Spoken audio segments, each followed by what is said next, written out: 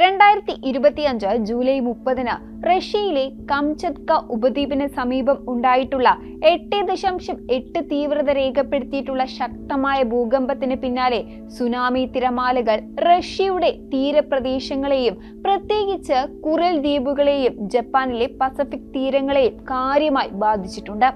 ഇത് മേഖലയിലുടനീളം വ്യാപകമായിട്ടുള്ള മുന്നറിയിപ്പുകൾക്ക് കാരണമായി. റഷ്യയിലെ സെവോറോ കുരിൽസ്കിലിൽ നിന്നിട്ടുള്ള വ്യോമ ദൃശ്യങ്ങൾ കടൽവെള്ളം തെരുവുകളിലൂടെ കുത്തിയൊലിക്കുകയും ഉൾപ്രദേശങ്ങളിലേക്ക് വ്യാപിക്കുകയും ചെയ്യുന്ന ഭീകരമായിട്ടുള്ള കാഴ്ചകൾ വെളിപ്പെടുത്തുന്നതാണ്. ഈ ഭൂകമ്പത്തിന്റെ പ്രകമ്പനം അമേരിക്കയുടെ ചില ഭാഗങ്ങളായിട്ടുള്ള കാലിഫോർണിയ, അലാസ്ക, ഹവായ് എന്നിവിടങ്ങളിലും ന്യൂസിലാൻഡ് വരെയുള്ള തീരപ്രദേശങ്ങളിലും സുനാമി മുന്നറിയിപ്പുകളുമായി എത്തുകയുണ്ടായി. ജാപ്പനീസ് ബ്രോഡ്കാസ്റ്റ് ആയിട്ടുള്ള NHK വേൾഡ് റിപ്പോർട്ട് ചെയ്യുന്നതനുസരിച്ച് കുജി പോർട്ട്, ഹമാനഗ ടൗൺ തുടങ്ങിയിട്ടുള്ള സ്ഥലങ്ങളിൽ തിരമാലകളുടെ ഉയരം തുടക്കത്തിൽ 20 സെന്റിമീറ്റർ ആയിരുന്നത് അതിവേഗം 60 സെന്റിമീറ്റർ വരെയായി വർദ്ധിക്കുകയാണ് ഉണ്ടായത്. ചില പ്രദേശങ്ങളിൽ ഇത് 3 മീറ്റർ വരെ ഉയരാൻ സാധ്യതയുണ്ട് എന്നും അധികാരികൾ മുന്നറിയിപ്പ് നൽകിയിരുന്നു. സുനാമി ദുരിതബാധിത പ്രദേശങ്ങളിൽ രക്ഷാപ്രവർത്തനങ്ങളും പുനരധിവാസ ശ്രമങ്ങളും തുടരുമ്പോൾ ഏറ്റവും പ്രധാനപ്പെട്ടതും പലപ്പോഴും അവഗണിക്കപ്പെടുന്നതുമായിട്ടുള്ള ഒരു ആശങ്കയാണ് ഈ ഭക്ഷണ സുരക്ഷ.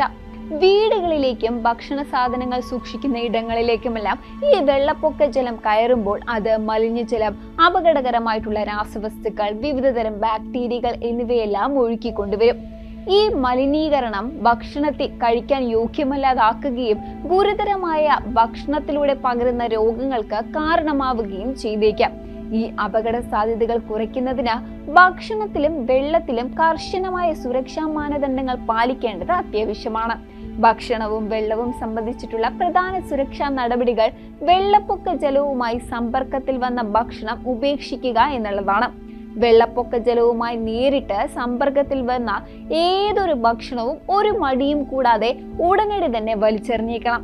പച്ചമാംസം, മത്സ്യം, കോഴിയിറച്ചി, മുട്ട, പാചകം ചെയ്ത ബാക്കി വന്ന ഭക്ഷണങ്ങൾ എന്നിവ പോലുള്ള എല്ലാം എളുപ്പത്തിൽ കേടാകുന്ന ഭക്ഷ്യവസ്തുക്കൾക്കും ഇത് ബാധകമാണ്.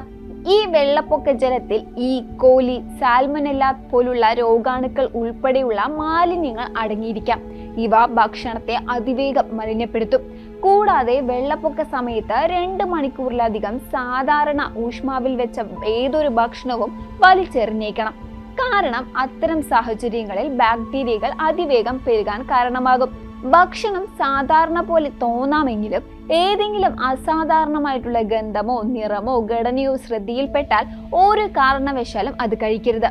മലിനമായിട്ടുള്ള ഭക്ഷണം കഴിക്കുന്നത് ഗുരുതരമായ ആരോഗ്യ പ്രശ്നങ്ങൾ വഴിവെച്ചേക്കാം. സീൽ ചെയ്തതും പാക്ക് ചെയ്തതുമായിട്ടുള്ള ഭക്ഷണം മാത്രം ഉപയോഗിക്കുക. വെള്ളപ്പൊക്കത്തിന് മുൻപ് വാട്ടർ പ്രൂഫ് പാക്കേജിംഗിൽ സീൽ ചെയ്തിട്ടുള്ള ഭക്ഷണം മാത്രം കഴിക്കുന്നതാണ് ഏറ്റവും സുരക്ഷിതം. ഗ്രാനോള ബാറുകൾ, ഡ്രൈ ഫ്രൂട്ട്സ്, നട്ട്സ്, മറ്റ് സീൽ ചെയ്തിട്ടുള്ള ലഘു ഭക്ഷണങ്ങൾ എന്നിവ പോലുള്ള വാണിജ്യപരമായിട്ടുള്ള പാക്ക് ചെയ്ത സാധനങ്ങൾ ഇതിൽ ഉൾപ്പെടും. പാക്കേജിംഗ് കേടുകൂടാതെയും ചോർച്ചകളില്ലാതെയും ഇരിക്കുന്നുണ്ട് എന്ന് ഉറപ്പാക്കണം. ക്യാൻ ചെയ്തിട്ടുള്ള ഭക്ഷണങ്ങൾ, അതായത് പാക്കറ്റിംഗിൽ കിട്ടുന്ന ഭക്ഷണങ്ങൾ ശ്രദ്ധാപൂർവം പരിശോധിക്കുക തന്നെ വേണം. അതേസമയം ഈ ക്യാനുകളിലും പാക്കറ്റുകളിലുമൊക്കെ കിട്ടുന്ന ഭക്ഷണങ്ങൾ ഉപയോഗിക്കാൻ സുരക്ഷിതമാണ്. എന്നാൽ ക്യാനിന് കേടുപാടുകൾ സംഭവിച്ചിട്ടില്ല എന്ന് മാത്രം ഉറപ്പുവരുത്തണം. വീർത്തതോ ചോർച്ചയുള്ളതോ തുരുമ്പിച്ചതോ ആകരുത്. ചതഞ്ഞതായിട്ടുള്ള ഒരു ക്യാനും ഉപയോഗിക്കുകയും അരുത്. അത് ഒഴിവാക്കുക തന്നെ വേണം. സ്ക്രൂ ക്യാപ്പുകൾ, സ്നാപ്പ് ലിഡുകൾ, കിക്സ് ക്യാപ്പുകൾ അല്ലെങ്കിൽ ഫ്ലിപ്പ് ടോപ്പുകൾ എന്നിവയുള്ള ഭക്ഷണ കണ്ടെയ്നറുകൾ വെള്ളപ്പൊക്ക ജലവുമായി സമ്പർക്കത്തിൽ വന്നിട്ടുണ്ട് എങ്കിൽ അവ വലിച്ചെറിയണം. കാരണം ഈ അടപ്പുകൾക്ക് മലിനീകരണം തടയാൻ ആവശ്യമായിട്ടുള്ള സുരക്ഷയില്ല. ശുദ്ധവും സുരക്ഷിതവുമായിട്ടുള്ള വെള്ളം അനിവാര്യവുമാണ്. കുടിക്കാനും പാകം ചെയ്യാനും ഉപയോഗിക്കുന്ന വെള്ളം ശുദ്ധവും സുരക്ഷിതവുമാണ് എന്ന് ഉറപ്പാക്കുക തന്നെ വേണം. കുടിവെള്ളം ലഭ്യമാണ് എങ്കിൽ അത് ഉപയോഗിക്കുക. ലഭ്യമല്ല എങ്കിൽ വെള്ളം നന്നായി തിളപ്പിക്കുക. കുറഞ്ഞത് 1 മിനിറ്റെങ്കിലും തിളപ്പിക്കുന്നത് ഉചിതമാണ്. അല്ലെങ്കിൽ ആരോഗ്യ അധികാരികൾ നിർദ്ദേശിക്കുന്ന വെള്ളം ശുദ്ധീകരിക്കുന്ന ഗുളികകൾ ഉപയോഗിച്ച് ശുദ്ധീകരിക്കുക. കൈ കഴുകുന്നതിനും പാത്രങ്ങൾ കഴുകുന്നതിനും പല്ല് തേക്കുന്നതിനും പോലും ശുദ്ധീകരിച്ച വെള്ളം മാത്രം ഉപയോഗിക്കുക. ഇത് അണുബാധകൾ തടയാൻ സഹായിക്കും. കൈകളും പ്രതലങ്ങളും വൃത്തിയായി സൂക്ഷിക്കേണ്ടതും അത്യാവശ്യമാണ്. ഭക്ഷണം കൈകാര്യം ചെയ്യുന്നതിനും കഴിക്കുന്നതിനും മുൻപ് എപ്പോഴും ശുദ്ധമായ വെള്ളവും സോപ്പും ഉപയോഗിച്ച് കൈകൾ നന്നായി കഴുകുക. ശുദ്ധമായ വെള്ളം ലഭ്യമല്ല എങ്കിൽ ആൽക്കഹോൾ അടങ്ങിയിട്ടുള്ള ഹാൻഡ് സാനിറ്റൈസറുകൾ കുറഞ്ഞത് 60% ആൽക്കഹോൾ അടങ്ങിയത് തന്നെ ഉപയോഗിക്കുക. താൽക്കാലികമായി ഇത് ഉപയോഗിക്കാവുന്നതാണ്.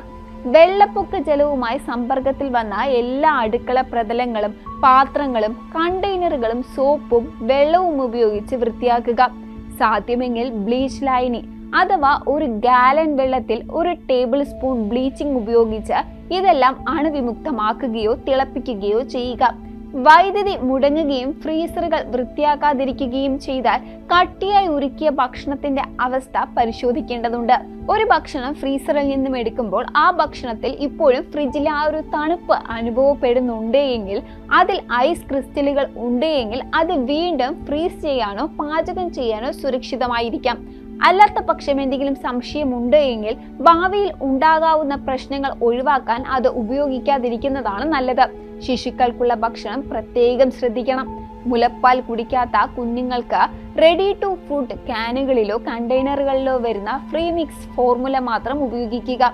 ഒരു കാരണവശാലും ടാപ്പ് വെള്ളമോ ശുദ്ധീകരിക്കാത്ത വെള്ളമോ ഉപയോഗിച്ച് ഫോർമുല മിക്സ് ചെയ്യാതിരിക്കുക. കുപ്പിവെള്ളം അല്ലെങ്കിൽ നന്നായി തിളപ്പിച്ച വെള്ളം അന്തിമ ഫോം വഴിയായി ഉപയോഗിക്കുക. ഇത്തരം ദുരന്തങ്ങൾക്ക് ശേഷം പൊതുജനാരോഗ്യം സംരക്ഷിക്കുന്നതിന് ഈ നടപടികൾ നിർണായകമാണ്.